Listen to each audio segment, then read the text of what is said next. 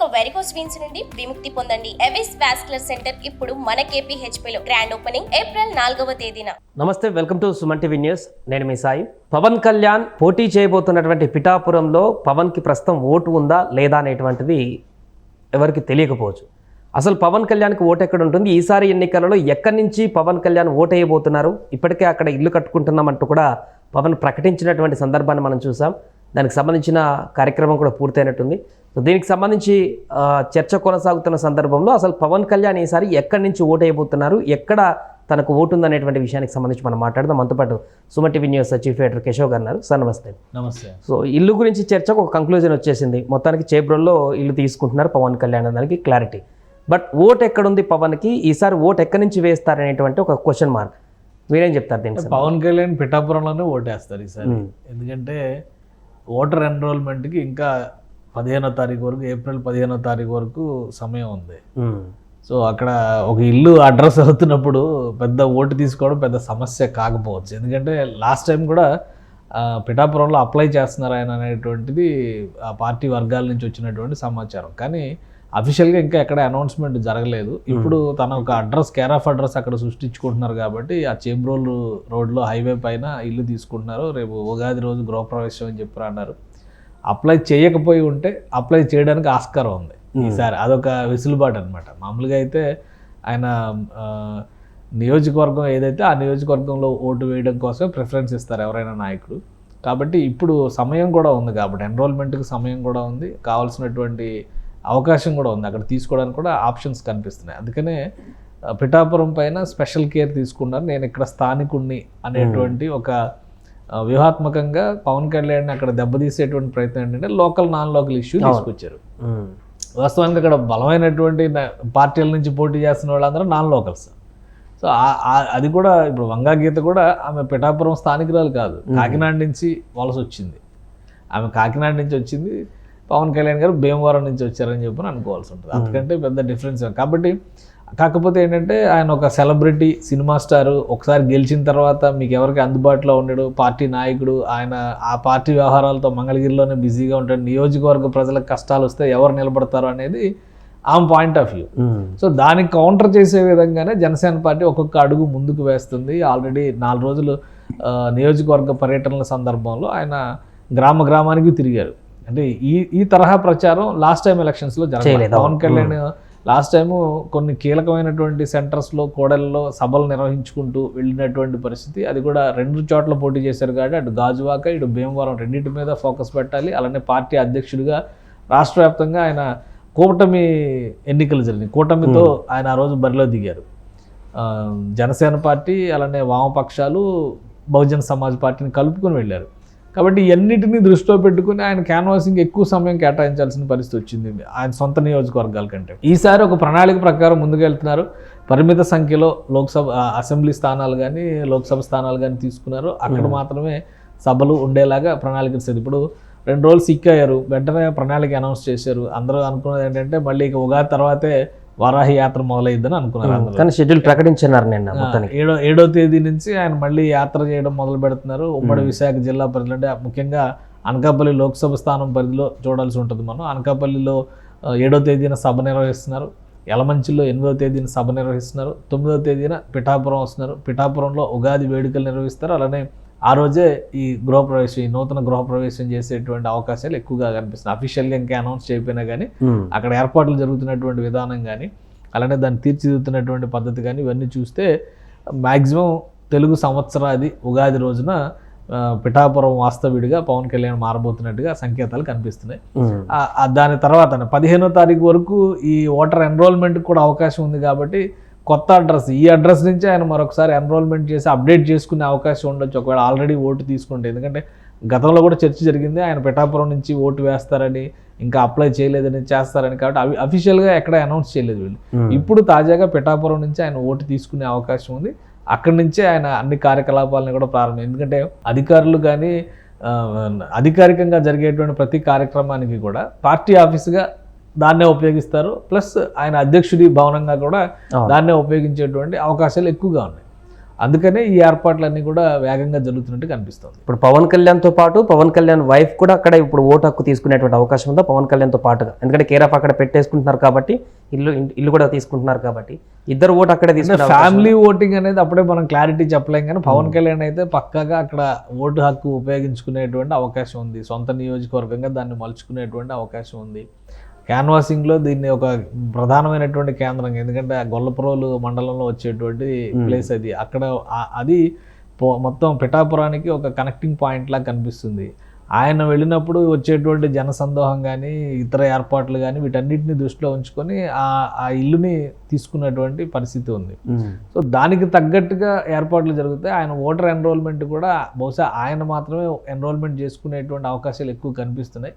Family enrolment చేసుకున్నా కానీ పెద్ద ఇబ్బంది ఏమి ఉండదు. బట్ పవన్ కళ్యాణ్ ఆ డెసిషన్ తీసుకుంటారా లేదా చూడాలి. ఒకవేళ ఫ్యామిలీతో సహా ఎన్రోల్మెంట్ చేసుకున్నా అది కూడా ఒక మంచి ఇండికేషన్ కదా. పార్టీ పరంగా కూడా ఇప్పుడు ఎన్నికలు అన్న తర్వాత రాజకీయ వివాహాలు బోల్డని చేస్తూ ఉంటారు పార్టీలో ఏ రాజకీయ నాయకుడైనా కానీ. పవన్ కళ్యాణ్ ఎందుకు చేయకూడదు? సో ఆయన తీసుకోవచ్చు. ఇప్పుడు అక్కడ ఒక అడ్రస్ ప్రూఫ్ అంటే ఏంటి, అక్కడ ఉండేటువంటి ఎలక్ట్రిసిటీ బిల్లో గ్యాస్ కనెక్షన్ ఏది తీసుకున్నా కానీ ఎన్ని రోజులు పట్టుద్ది. ఇంటర్నేషనల్గా ఎవరైనా అధికారులు ఇవ్వకుండా సతాయించాలని చెప్పని చూస్తే తప్పితే 2 రోజుల్లో చేసుకోవచ్చు, ఓటర్ లిస్ట్కి అప్లై చేసుకోవచ్చు.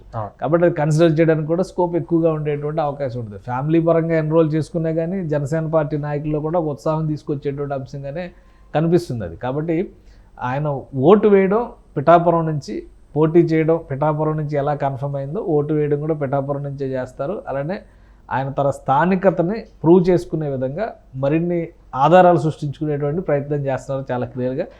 ప్రజలకి దగ్గరగా ఉండేటువంటి క్రమంలో అక్కడ ఒక ఆఫీసుకు సంబంధించి కూడా ఒక గ్రీవెన్స్ సెల్ లాంటిది, ఏదైనా ప్రజలకి ఫిర్యాదులు ఇవ్వాలన్నా కానీ ఏదైనా కంప్లైంట్స్ ఇవ్వాలన్నా కానీ అక్కడ తీసుకునేటువంటి వ్యవస్థలను కూడా ఏర్పాటు చేయాలని పవన్ కళ్యాణ్ భావిస్తున్నట్టుగా తెలుస్తుంది. కాబట్టి ఇవన్నిటికీ కూడా ఇప్పుడు పిఠాపురం రాజకీయాలు ఇంకా మరింత వేడెక్కేటువంటి అవకాశం ఉంటుంది. ఎందుకంటే నిన్న మొన్నటి వరకు అధికార పార్టీ వైపు నుంచి చూస్తే కనుక చాలా స్పష్టంగా మేము గెలుస్తాం అనేటువంటి ధీమా ఉంది. పవన్ కళ్యాణ్ 4 రోజులు క్యాన్వాస్ చేసినటువంటి విధానాన్ని చూసిన తర్వాత అందరిలో గుబులు రేగినటువంటి పరిస్థితి ఉంది. ఇప్పుడు పూర్తి స్థాయిగా మకాం అక్కడే పెట్టేటువంటి పరిస్థితి ఉన్నప్పుడు ఆటోమేటిక్గా ఆ పొలిటికల్ హీట్ అనేది పెరుగుతుంది. ఇల్లు కొనుక్కుంటానన్నప్పుడే కొంతవరకు ప్రజల్లో ఒక పాజిటివ్ ఇండికేషన్ ఇచ్చినట్టు కనిపించింది. ఇప్పుడు ఓటు కూడా అక్కడే తీసుకుంటున్నారు అని చెప్పడం వల్ల పూర్తిగా నియోజకవర్గంలో పవన్ కళ్యాణ్ మా స్థానికుడే, మా నియోజకవర్గం అనేటువంటి ఒక ఇండికేషన్ ని బలంగా తీసుకువెళ్ళినట్టు ఇప్పటి వరకు వస్తున్నటువంటి గ్రాస్ రూట్ రిపోర్ట్స్ ప్రకారం కానీ సర్వేల ప్రకారం కానీ చూస్తే పిఠాపురంలో పవన్ కళ్యాణ్ గెలవడానికి అవకాశాలు చాలా ఎక్కువగా ఉన్నాయి. అంటే గత భీమవరంలో కూడా ఆయన ఇల్లు అంటే ఒక భవనం తీసుకోవాలి, అక్కడ నుంచి కార్యాచరణ మొదలు పెట్టాలని అనుకున్నారు. అది సాధ్యపడలేదు. అక్కడ ఆయన ప్రెస్ మీట్లో కూడా చెప్పారు స్థలం ఏదో తీసుకుంటా అంటే అమ్మొద్దని చెప్పని లోకల్ ఎమ్మెల్యే ప్రెషర్ చేశారని. ఎందుకంటే అక్కడ ఇంకా గెలవకుండా, ఆయన గెలవకపోయినా కానీ భీమవరంలో ఇల్లు కట్టుకోవాలి, ఒక ఆఫీస్ కట్టాలి, లేదా అక్కడి నుంచి ఒక కేంద్రం, ఒక అడ్రస్ కేరాఫ్ని సృష్టించాలి అనేటువంటి ప్రయత్నం చేసేప్పుడు ఆయన స్థలం కూడా అమ్మినటువంటి పరిస్థితి లేదు అనేది ఆయన ఓపెన్గా చెప్పారు. పిఠాపురంలో అలాంటి పరిస్థితి లేదు. ఇప్పుడు ఈ భవనం ఒక రైతు కుటుంబానికి సంబంధించింది, మొత్తం పూర్తిగా నిర్మాణం చేసుకుంటున్నటువంటి తరుణంలో పవన్ కళ్యాణ్ గారికి ఆయన అక్కడ రాజకీయంగా ఉన్నటువంటి అవసరాల రీత్యా ఆ భవనాన్ని తీసుకోవాలని అనుకుంటున్నారంటే వాళ్ళు పాజిటివ్గా రియాక్ట్ అయ్యారు. సో దానికి తగ్గట్టుగా జనసేన పార్టీ నాయకులు ఏర్పాట్లు చేసుకుంటూ వెళ్తున్నారు. ఇప్పుడు ఒకసారి అక్కడ ఎంట్రీ అంటూ పెట్టినాక ఎమ్మెల్యే అయిన తర్వాత అది ఎమ్మెల్యే క్యాంప్ ఆఫీస్ కింద కంపల్సరీ నియోజకవర్గ ప్రజలకు సంబంధించి ఏ ఎమ్మెల్యే అయినా కానీ రాష్ట్ర వ్యాప్తంగా ఎన్ని కార్యక్రమాల్లో ఉన్నప్పటికీ కూడా తన సొంత నియోజకవర్గంలో ఒక అడ్రస్ పెట్టుకోవాల్సినటువంటి పరిస్థితి ఉంటుంది. కష్టంతో ఇబ్బందితో ఎవరు వచ్చినా కానీ వాళ్ళకి అక్కడ ఓదార్చేటువంటి ప్రయత్నం చేసే విధంగా వ్యవస్థలు ఏర్పాటు చేస్తారు.